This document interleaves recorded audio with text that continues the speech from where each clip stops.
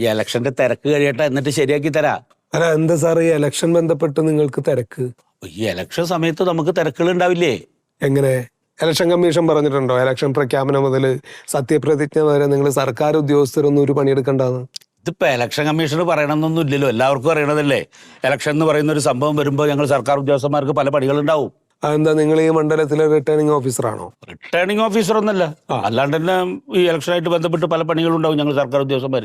അതെന്ത് വർക്കാന്നാ മനസ്സിലാവാതെ? ഇപ്പൊ പൊതുവായിട്ട് എല്ലാവർക്കും അറിയുന്നതല്ലേ, എന്ത്? നമ്മൾ സർക്കാർ ഉദ്യോഗസ്ഥരാണല്ലോ പല ജോലികളും ചെയ്തിട്ട് ഈ ഇലക്ഷനെ മുന്നോട്ട് കൊണ്ടുപോകണം. ആ ജോലിക്കല്ലേ നിങ്ങൾക്ക് ശമ്പളം തരുന്നത്? സാറേ, ഈ റവന്യൂ ഡിപ്പാർട്ട്മെന്റിൽ ജോലി ചെയ്യുന്ന ഉദ്യോഗസ്ഥർക്ക് ഇലക്ഷൻ എടുക്കുമ്പോൾ അത്യാവശ്യം തിരക്കുകളൊക്കെ ഉണ്ടാവും. അവരുടെ ദൈനംദിന ജോലികളൊക്കെ ചിലപ്പോൾ ഒന്ന് മുടങ്ങിയെന്ന് വരും. നിങ്ങളുടെ തിരക്ക് എന്താന്ന് മനസ്സിലാവുന്നില്ല, അതെന്താണ്? ഓഹോ, നമ്മളാരാണാവോ? ഞാൻ സാധാരണ ഒരു പാവം മനുഷ്യനാണ്. അത്ര പാവൊന്നുമല്ല, റിട്ടയർഡ് ഡെപ്യൂട്ടി കളക്ടറാണ്.